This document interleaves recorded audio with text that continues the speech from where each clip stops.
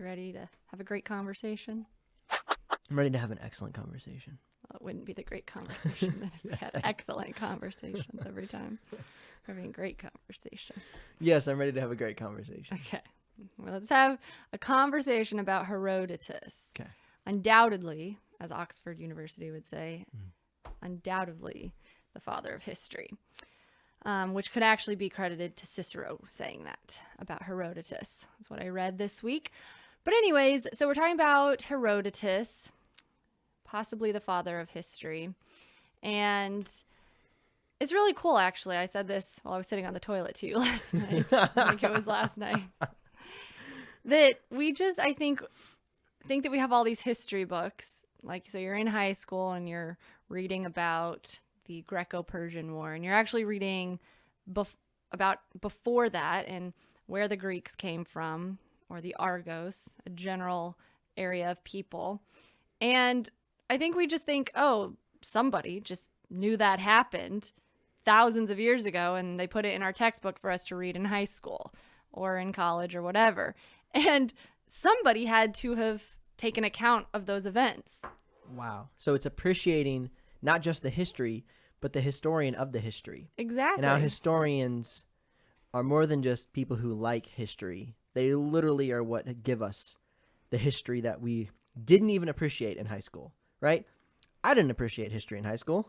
Exactly. And somebody literally had to do that for us. Right. And so all these archaeological digs that are happening, all of these people today, historians and others that want to know, was Herodotus's account accurate?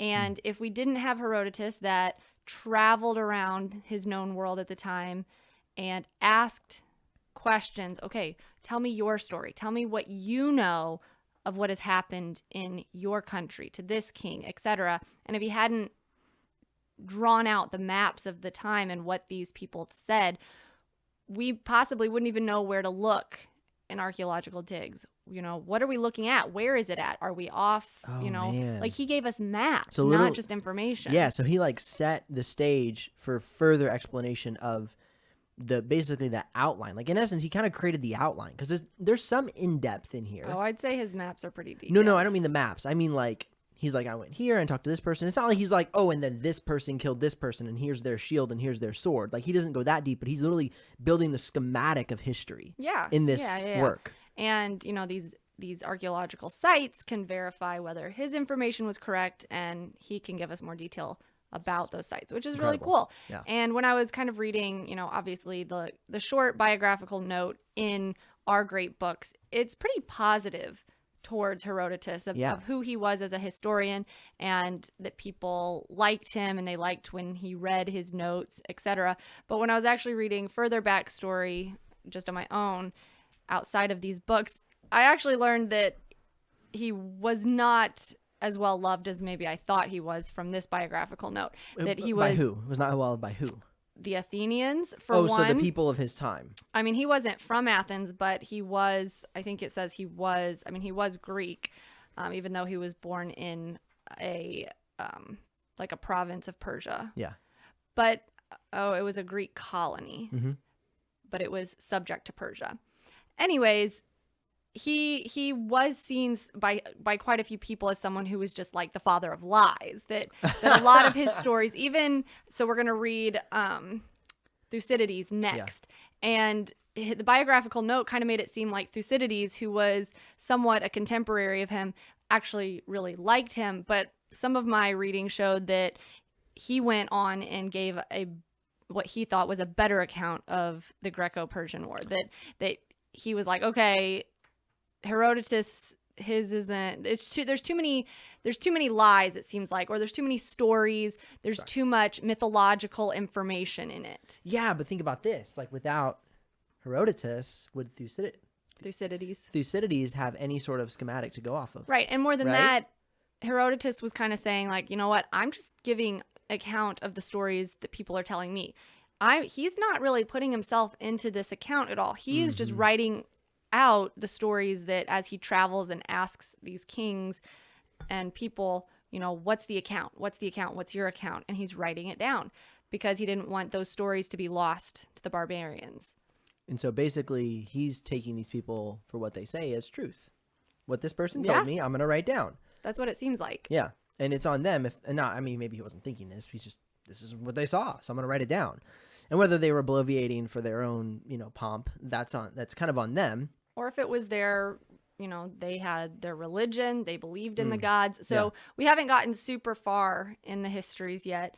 It's pretty detailed. You kind of have to stop and think about, what we've read previously, just with the myth, like all of the mythological stories that even just in like the Iliad and the Odyssey. And so this work starts out with Herodotus writing down kind of why the Trojan War even happened. Which was super interesting. Way before the Greco-Persian War, like, okay, what happened before the Lydian Empire was built, and then when Lydia fell to the Persian Empire. Yeah. We haven't gotten there yet. And so this is really off subject from just like the backstory. We can actually get into what we read and how it maybe applies to us today. So on our page 2, which is book 1, he's talking about, the story is about this woman, Io, that was taken captive by these traders, these sailors that traveled around for trade. And he says, he's just talking about like essentially why the Trojan War would have even happened. And he says the Greeks were greatly to blame, since before any attack had been made on Europe, they led an army into Asia. Now, as for the carrying off of women, it is the deed, they say, of a rogue, but to make a stir about such as are carried off argues a man a fool. Men of sense care nothing for such women, since it is plain that without their own consent, they would never be forced away. And then it talks about the Greeks ran off with their women, and they never troubled themselves about the matter. But the Greeks, for the sake of a single girl, collected a vast armament, invaded Asia, and destroyed the kingdom of Priam. Yeah.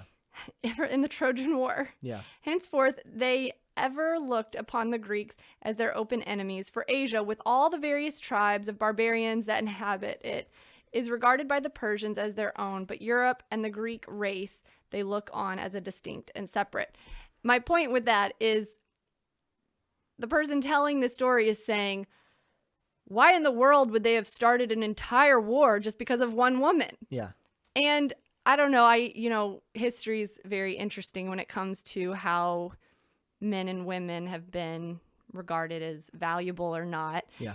But I just reading it in the world that we live in today and how women are seen or respected or whatever you want to say, I just can't imagine people reading that today and being okay with that. Because right now, according to our culture, the idea is that women are of utmost superior value to anything or anybody, and their opinion is to be unquestioned. Their opinion and their words. And that's what it seems like he's going against, right? Right. But the Greeks would have said this one woman was worth an entire army. Right. And so this could be read at either we don't like Herodotus or, wow, the Greeks were so above their time. Right. You know exactly. what I mean? Like, okay, Helen is taken from Agamemnon and, right? That's how it was, right? Helen was Agamemnon's. Yes. Yes. No, yeah. He was taken by King Alexandria. Anyways, we did read it. Yes. All the details we're going to have to figure out. I'm pretty sure that's how it was. Okay. But anyways, yeah, she's taken. And as he's writing this, he's saying how ridiculous. Now, I don't think Herodotus is saying it. I think it is according to the Persians. So he's interviewing the Persians and here. The Phoenicians began to quarrel. So that's us trying to figure that out. Who's saying it? But no matter who's saying it, it has been said that he is being argued a man a fool. So my question is that they would even do that. But this is coming from the losing side, so to speak. right? Yeah, maybe. So are yeah. they only mad because they lost? They took the woman and lost, and they're like, oh, we took the babe, and they just had to come and crash our party. Right, because it was right? like we took one, then they took another, then we took another, then they took another. And then they was, came and crushed us. And then they came and yeah. And if they would have won, they'd have been like, ha, Priam was jokes on destroyed, them. yeah. You know, like there's all those like, what is it, like Judge Judy, where like the guy who sleeps with the girl ends up coming up and beating the guy whose girl he took. And it's like, you know what I mean? Like, it's like that kind of rivalry of like, okay, are you mad because you lost or are you mad because of the circumstance? Because it even happened. Exactly. So it's like, they're probably only mad because they lost, not because it happened. Mm-hmm. And if that's the case with this. And so I think it's like, it's really interesting account of history based on the perspective of the losing side, right? Mm-hmm. Yeah, for sure. They did something bad. And, you know, because the other team did something bad and then they did something, and then they got crushed for it. Yeah. And man, it's like so interesting how, again, history can be accounted and recounted in various ways. Right. I just think that, so in the history books, the vague story that we get that, you know, the Trojan War was over Helen. That's like all we hear. Yeah. And, you know, the Greeks, that is true, but is it because she wasn't the first woman that was taken So from, it was actually Argos? over. Was it over the fact that it had been happening back and forth and back and forth? And, then Helen was finally taken and done. Agamemnon was like, okay, we're going to war. We're not doing this the buck anymore. Stops here. Yeah, buck stops here.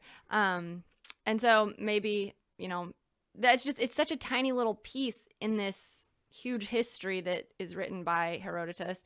And I just thought, you know, in the world that we live in, we don't really hear that. And we don't remember in this beautiful time, BC, we just think about, you know, all the Greeks and their philosophy and the mythology. Mm-hmm. And we don't stop to think of like, oh yeah, women were still not regarded as an equal race to men at the time. Yeah. They were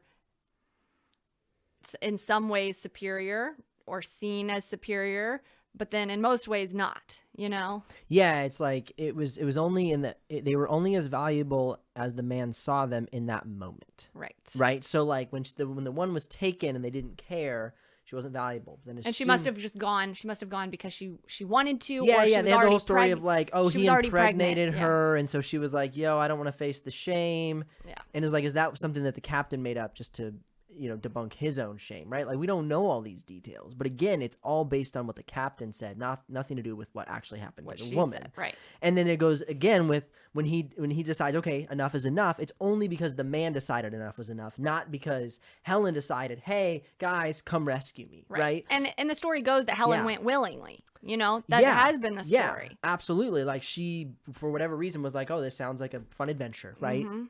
Maybe, probably not. But my point is, like, it was always based on the history keeper, Right. which is usually a man. Right. And the written story that she was unfaithful, that Helen wanted that adventure. She wanted that new love. And then when she got there, she was homesick and, Yeah. you know, had that regret and felt like, oh, I want to go home, but now I can't. I'm a prisoner here, essentially. Yeah. And I'm waiting for the war to end and so I can go home. Yeah. So what's but all my men are dying out there on account of me. Oh, yeah. It's like her people are dying for her, but are they dying for her? Or are they dying for the pride of Agamemnon? Right? Like, so all of this you can read. You know, we read all of this in the Iliad, and super good. A whole nother argument here. Yeah, but I think like that's just definitely an interesting point of like, do we value women or do we value our what is it when like a tool is useful? Do we value women or do we value like the utility of women, right? That's a very big difference. And I think that's something that our culture very easily skews. Oh no, we value women. No, you value the utility of women by the laws and ideas and things that you pass. Mm-hmm. How you pass laws and how you talk about women under the surface. I'm not saying in the closet, just under the surface. Can you read through the lines of different ways that people speak about women? Are they valuing the women? Are they valuing the utility of the woman? Right. And that is what we see here in this history account, in my opinion. Right. That the utility is for their benefit at the time. Yes. Mm-hmm. Yeah. So I think it's something that mankind has struggled with all the way back to Herodotus and before, because this is an account by Herodotus. So it's happening hugely before this time. Yeah. And like we just said, some might think, oh my gosh, the Greeks, they were such forward thinkers. They were our people. They were like standing up for the woman. And it's like, it looks more like the utility of the moment. Yeah. And I think, of course, maybe the effort to try that's great, and we Yeah. just kind of get it wrong. I mean, we seem to kind of, in our own view, get things wrong a lot of times. We think that we're going down the right path, and then hindsight, it's like, okay, no, our motives weren't right. Yeah. And like you said, under the surface. So like, what are all the ways that our culture is trying to stand up for women? But then as soon as it's on the other side and a woman has a differing view, then all of a sudden she's no longer respected. Her viewpoint isn't respected. And it's, well, you're just a woman and you have no value again. Yeah, exactly. And so, yeah, to value a woman and who she is in her core being is to respect her, even if you don't agree with maybe her stance. Even, yeah. If it's not useful to you, you still respect her for who she is. Just as you would respect any human being for who they are. Though I will say, what if that goes against like the moral code of the history of life, right? So we have moral codes that are like in the past 5 or 10 years. Those are edited and changed and flubbered all the time. But moral codes throughout history, do you still respect the woman or the man? So do you want to get into details? No, I'm just saying, like, in general, like, that's where it gets kind of difficult, because if it agrees with your side or your opinion, you're like, wow, this woman, man, she sounds great. She's such a good thinker. But if it goes against what you're thinking, then all of a sudden you get uncomfortable. You get inflamed. You get, the hair on the back of your neck stands up. And so I think that's something we just have to be aware of. Right. I'm not saying we have a right answer here. Yeah. But I mean, that's the thing, is like, what is the moral code? And in the culture today, it's the moral code is whatever you decide you want it to be. Yeah. I'm a good person. I don't hurt people. This is my moral code. Yeah. But then if we're going to go down that line, then everybody gets to say that, right? Everybody gets to decide that their moral code, well, it's okay. I'm a nice person. My intentions are good. Yeah. Okay, well, killing people, like, that doesn't matter if you think you're being nice. Yeah. I mean, truly, these people think that they're doing a favor, right? And that's where, like, the moral code gets no longer has weight, because when everybody starts deciding what their moral code is, then anybody can do whatever they want. And they can explain it away with, well, my intentions were good. I thought this was good for the human race. I thought this was good for that person. Yeah. Well, just because you thought that it was good, like, nobody else agrees with you. Well, what now? Like, who gets to decide? So the goal then in life is to find a benchmark of truth. And that's what I'm curious, as we go through the great books, where will we find this the author seeking after that benchmark? Right. Like, where will that benchmark be pegged?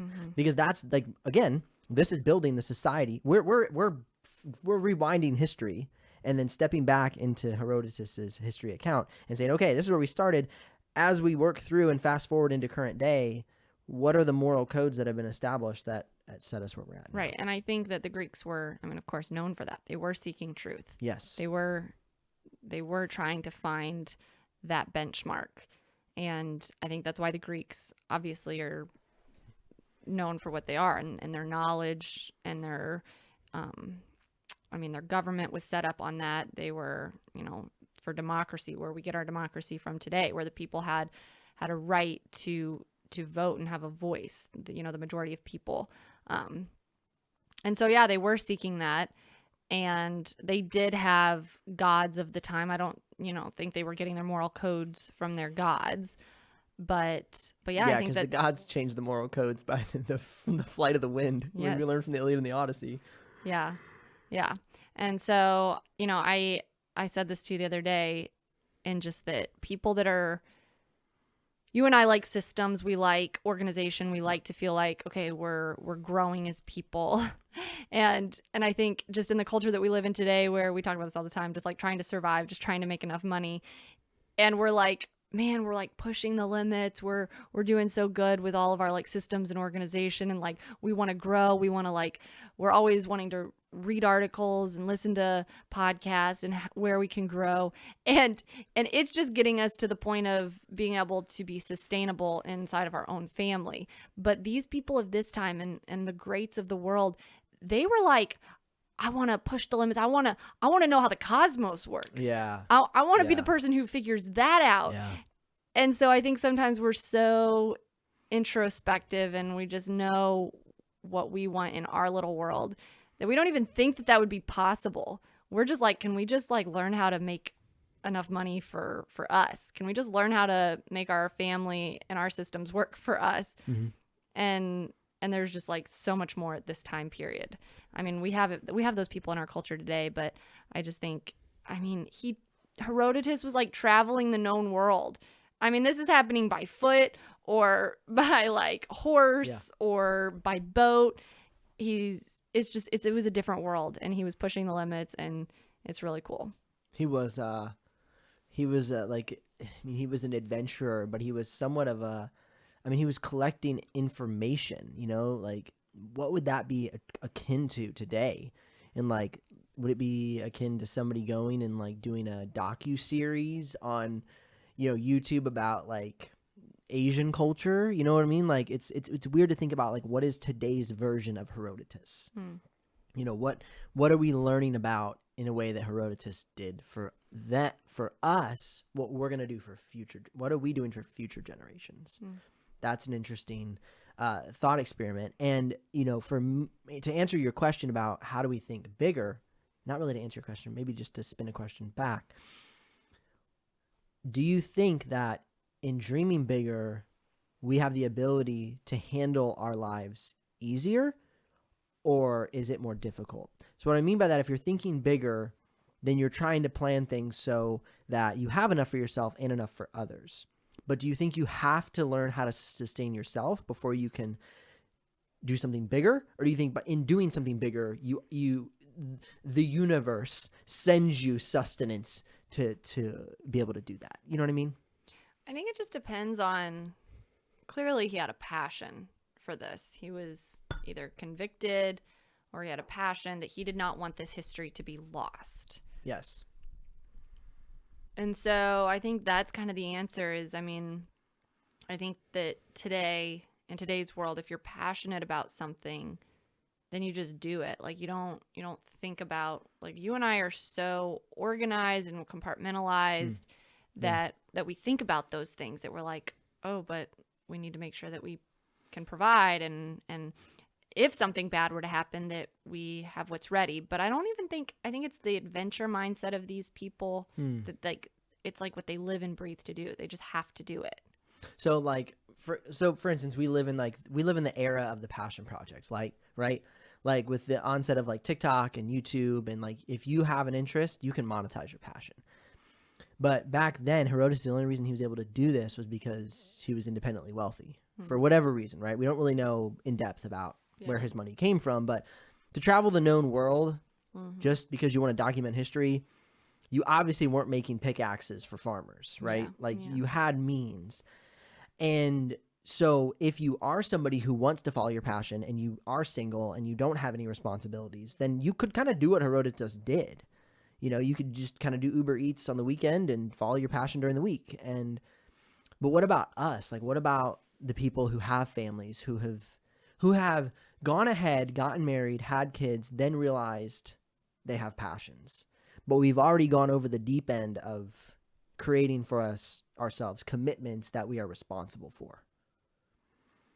Yeah, it's so weird though, because I know you said we're in this era of passion projects, but we know a lot of people that are doing their passion projects, I guess. I have not met someone though that I'm like, you live and breathe this. Because I don't know, and I know maybe it's more of a cynical view, but the way that culture is right now, I just feel like so many people money is a huge objective.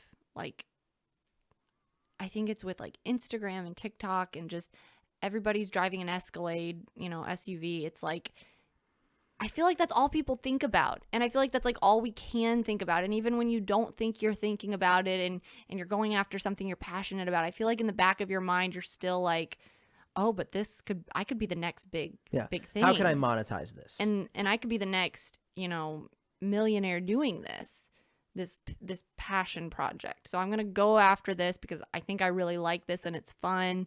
And it'd be cool if I made a ton of money doing this, because otherwise I'm just another person in a cubicle or at home working for, a company online. Yeah. I don't know. Like, I think it's just, I read these people And I'm just like, I don't know anybody like this. Hmm. And I mean, we see them like, you know, they're the people that work for National Geographic and are in the Arctic looking for that one little animal that only comes out every 10 years. You know, like, I feel like those are the people. So true. But, like, I don't know them. There he is, but I went to take a pee. I missed it. Gotta Yeah. wait another 10 years. I know we talked about that with like cameras because you were doing an interview and your mic didn't work right, and I was like, man, I would hate to have that job. Like the person that their camera has to work for that one thing that comes out every. muskrat came out and we missed it. Yeah, like you'd be under fire real quick. I feel like I don't know, like those people do exist. They do. Yeah. And I mean, it's like what is it? The Secret Life of Walter Mitty. It's that guy.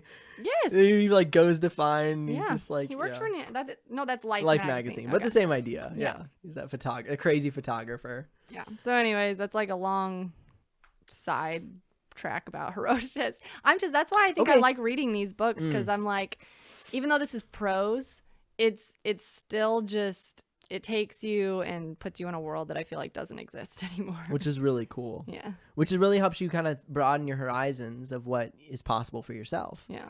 So here's even though like pros can't do that. It's a perfect transition.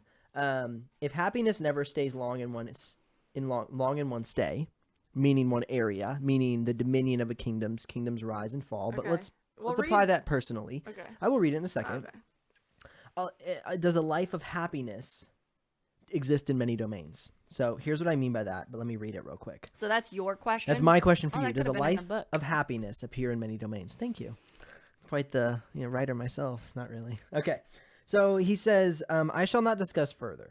I shall proceed at once to point out the person who first within my knowledge inflicted injury on the Greeks, after which I shall go forward with my history, describing equally the greater and the lesser cities. For the cities which were formerly great have most of them become insignificant, and such as are at present powerful were weak in olden time. I shall therefore discourse equally of both, convinced that human happiness never continues long in one stay. So who is this? Who's talking? Herodotus. Really? I mean, I assume. Doesn't matter who's saying it. What matters I think is my it does question. because he explained it. I think he it was. Again, this is why I'm probably sure most of you appreciate her more than me. Because I'm like, oh, that sounds good. Let's talk about it. And she's like, we need to know why we're talking about it. Okay, hold on. Because it was when, let's see, in the olden time. So this was the birth of Lydian, who was lord of all the nations to the west of the river. Okay. Halys. While you're figuring this out, this is Blade and Bow, and it's excellent. It is very good. I just got this. Sovereignty of Lydia. No, I know what you're talking about. Where did you just read that at? What page so was it? It was 2 and right around here. No, I just read that. Yeah, it ends right there. Such is the account which the Persians give of these matters. Who's talking? Okay, it is Herodotus. So he's giving an account which the Persians give of these matters. They trace to the attack upon Troy, their ancient enmity. And his response is so. The Phoenicians, however, as regards Io, vary from the Persians' statements. Okay. So anyways, what is your question in regards to this? I can't remember. I will ask it again. If, in fact, happiness never stays long in one place, then a life of happiness is of many domains? Question mark. That was a Jake question. That was a Jake question. So what I mean by that is, we're talking about Herodotus and his history, right? And he did this account of history. There's a history account of history. Okay. And in it, this is how he spent his life.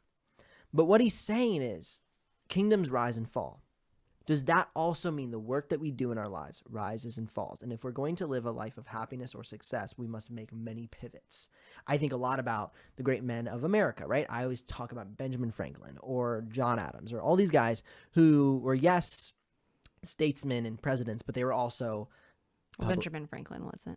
Well, he was a statesman. Okay, sorry. He was he's a publisher. Then he becomes a writer. He literally became a publisher so he could become a writer.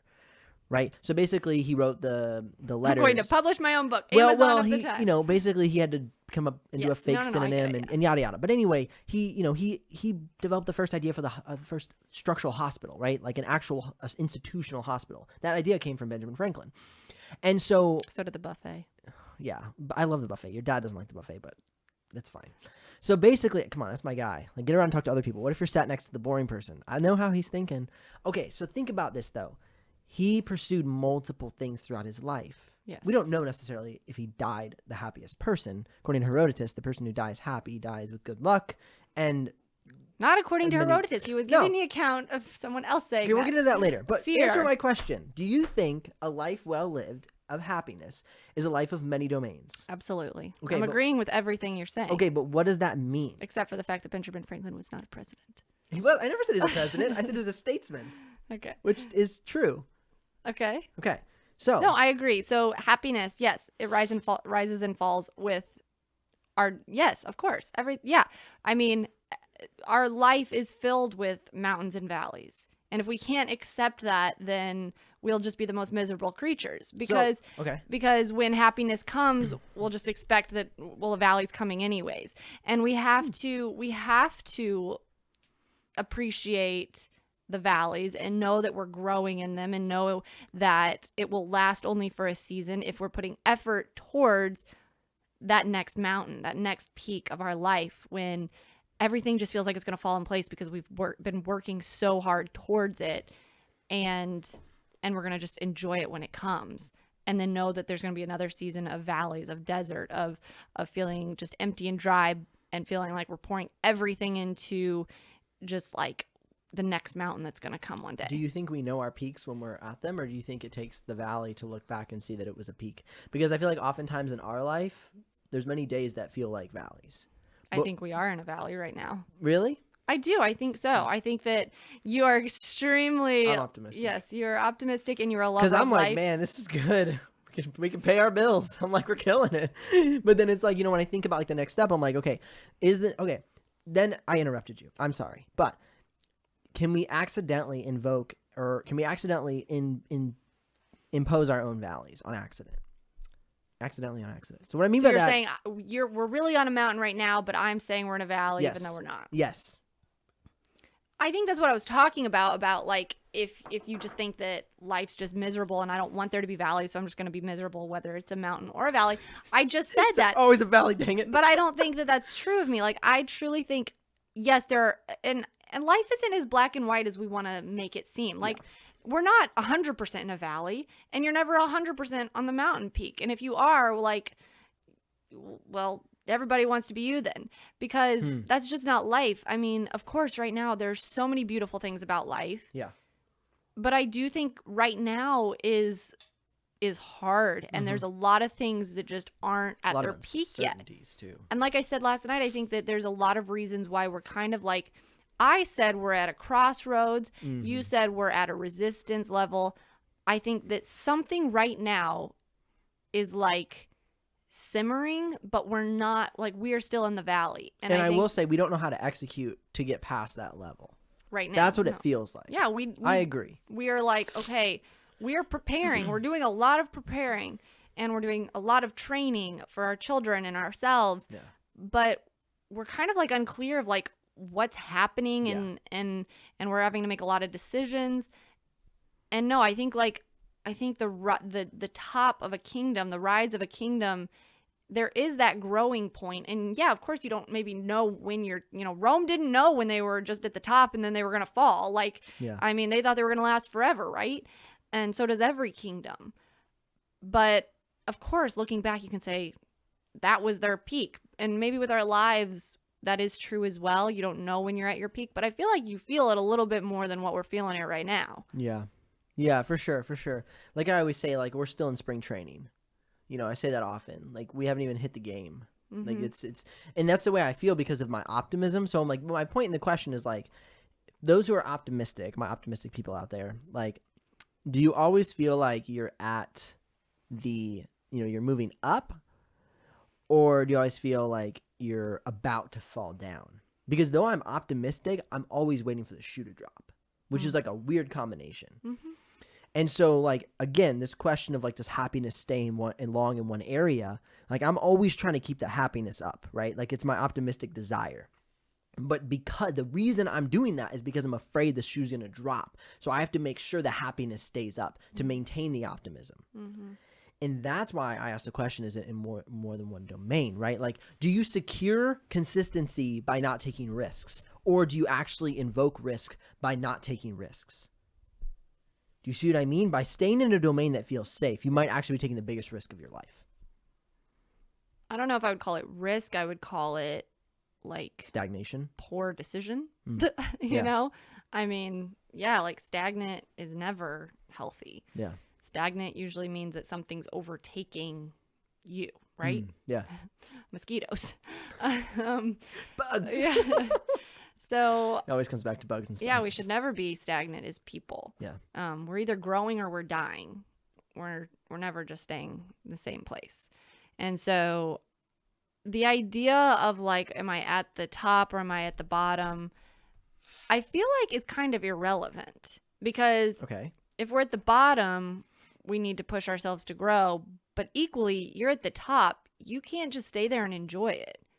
You have to keep growing. You have to be planning and what's the next thing, because you're going to be smacked in the face. So the top of the mountain is the lottery win, and the bottom is this, you spent it all.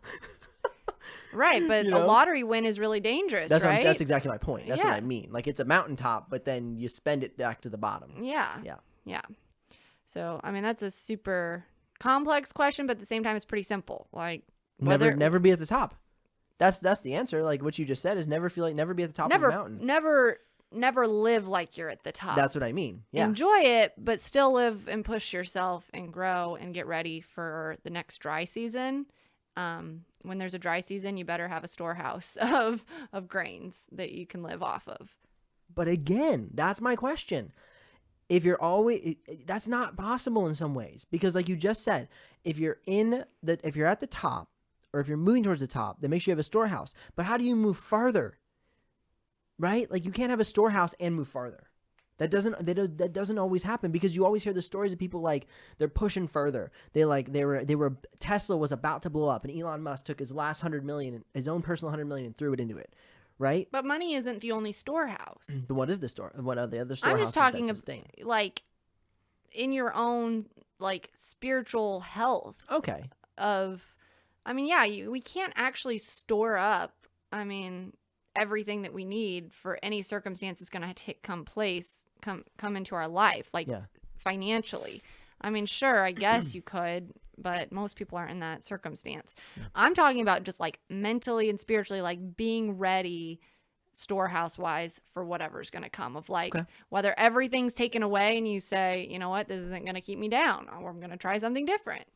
Like, that's more of what I'm talking about, the storehouse being full. Okay, that makes sense. That you're not just giving it all to that one thing and not, I mean, I feel like I'm preaching this, but I'm not even really living it, because I give everything to our family every day, and I feel very empty and dry. And this is where you and I differ. You're like, we're not in a valley. And I'm like, okay, well, I feel like I am. Like, I'm giving and giving and giving, and being a mom is just like, anybody that's not a mom couldn't even like can't even understand it, and there's no point in me expressing it, that it takes everything out of you, and people are like, well, that's why I wouldn't want to be a mom. It's like such a weird thing of like having young children take so much, and in some way I need to like pour back into myself. Yeah, that's everybody always says, well, Annabelle, just need to make time for yourself. And that's not what even I'm even talking about, because I say that I'm like, man, I need to take care of myself better, but then that's not what I'm talking about. Like, so what, I like,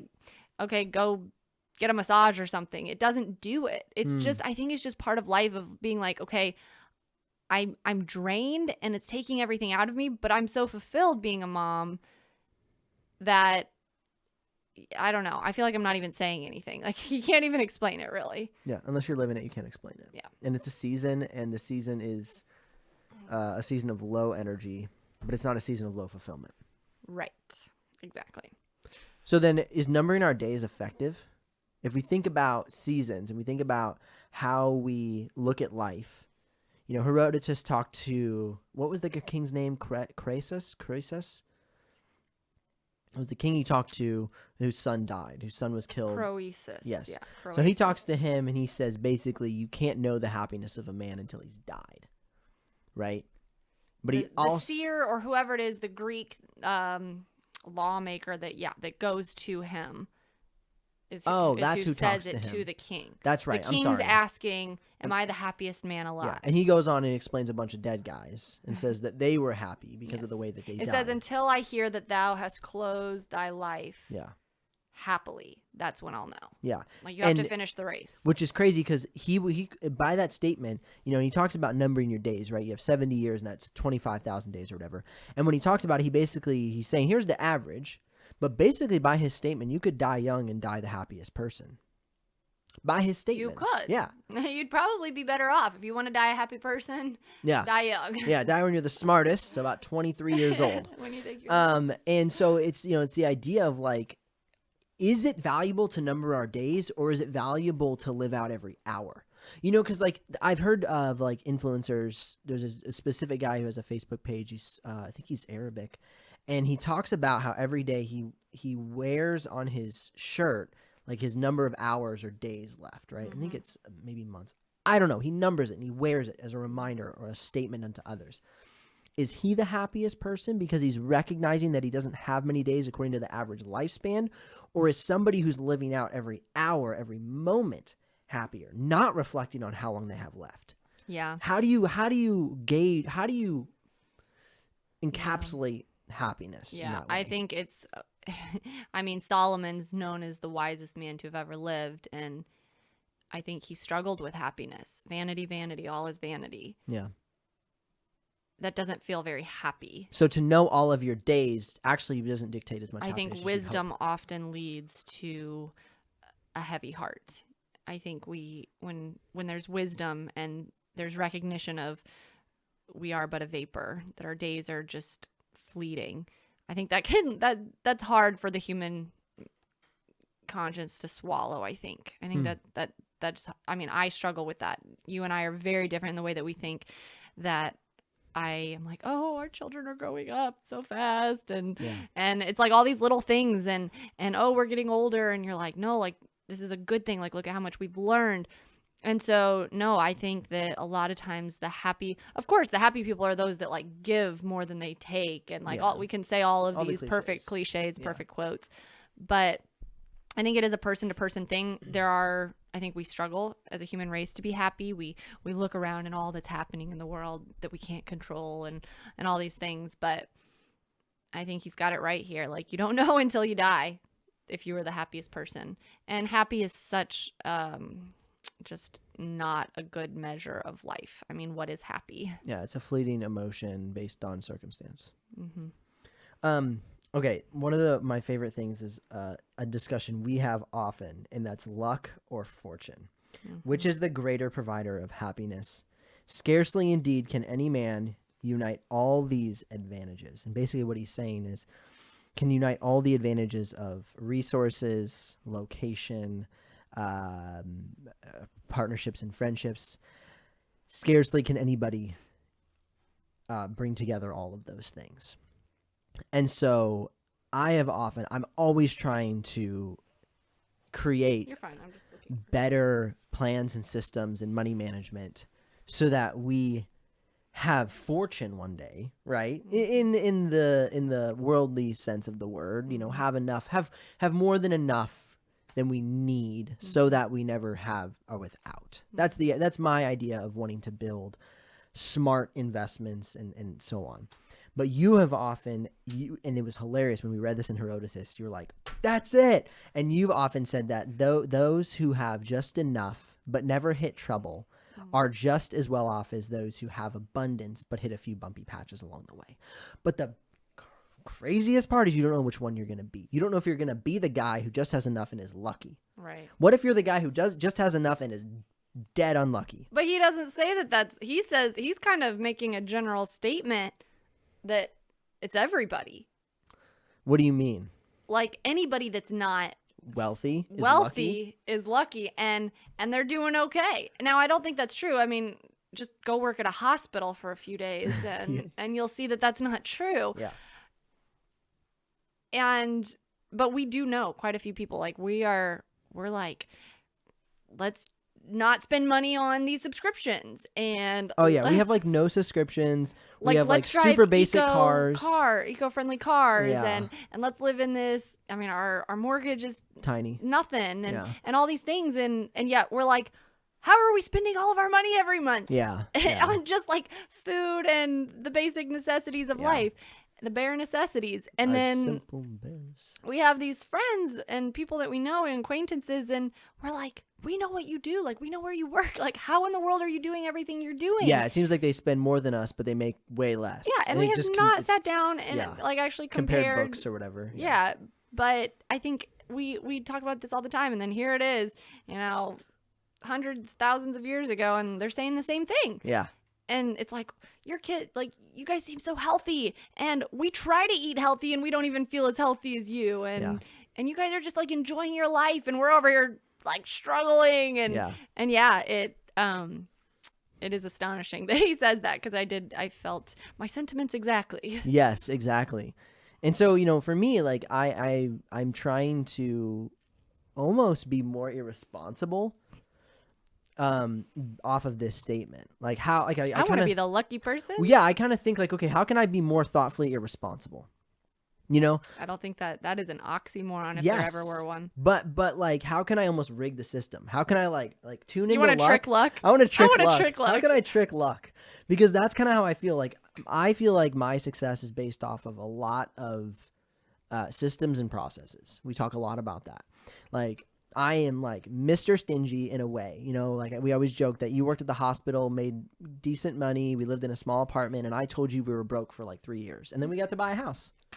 Because I kind of rigged the system, right? Like I told you we didn't have money, but we were saving enough so we could then, we didn't pay cash for it, but we had enough to put down to buy a house. Yes. And so it's like, for me, I feel like I've always got where I wanted to get because of being systematized. And how can I just be more lucky? Just kind of throw caution at the wind and be like, we can't pay for that yet, but maybe by the time it hits the water, we'll be able to pay for it. I struggle functioning that way. You do. And what he's saying is there's a group of people that are going to be just fine and be much happier than the Bens of the world. I agree. And that's what you gain, I think.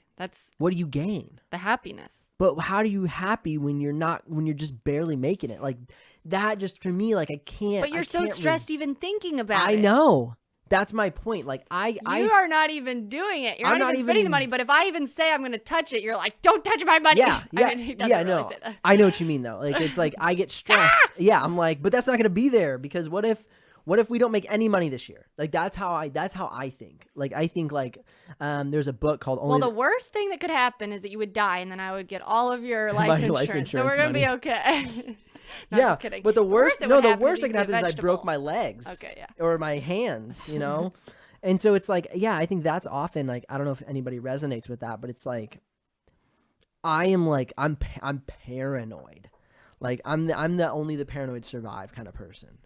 One of my digital mentors, Sean Cannell, talks about that. Like he's like always like ready for the collapse of the economy. And he's been able to build a very successful business doing so. But would he be more successful? Would he have more if he would have taken more risks sooner on? Like, but you don't know what his checkbook looks like, if you want to use that term. Like he might be saying that. He's made statements where he was in the red, like in the beginning of 2020. And we are never in the red. Yeah, that's true. Don't ever come out. I don't know how to be in the red. Okay. Don't come after us. Business people, how do you operate in the red? Because if I operate in the red, do I not eat?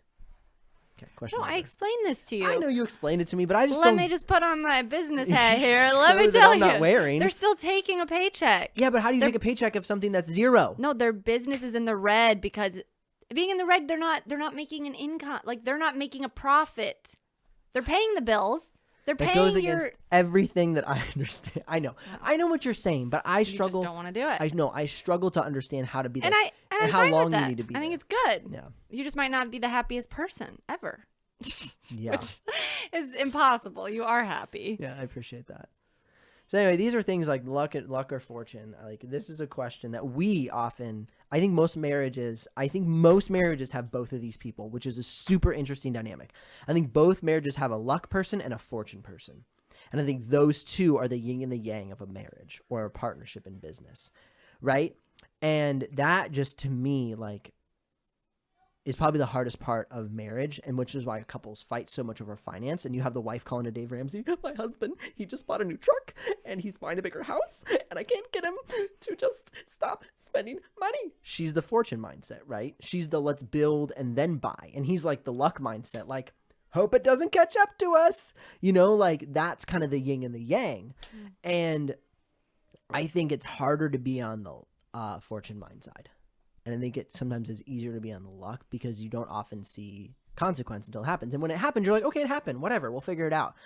But I think a fortune mindset person is so overwhelmed by the possibility of being without. Right. So you're overwhelmed either way.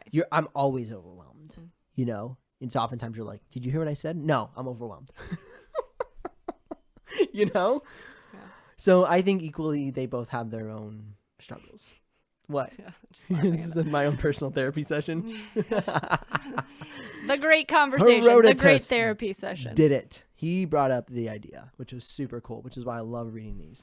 Yeah. He said what you've told me for years. That luck is better than fortune. Oh. I didn't use those terms. Yes, but he's your... No, I mean, I'm all about balance.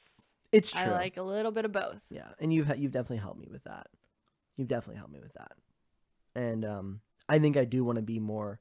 I think I do want to take more risks. I don't know how to uncalculate myself of risk, like in a way to actually take risks and feel like, okay, like I see that this is a risk, but I kind of see like how it could play out and it'll be okay if it goes bad. Like I'm not good at it'll be okay if it goes bad. Yeah, I think there's so much maturity that happens in it, though. And I'm not saying that we should just make possibly bad decisions to grow as people, but it's funny because we're trying to figure out this big decision right now.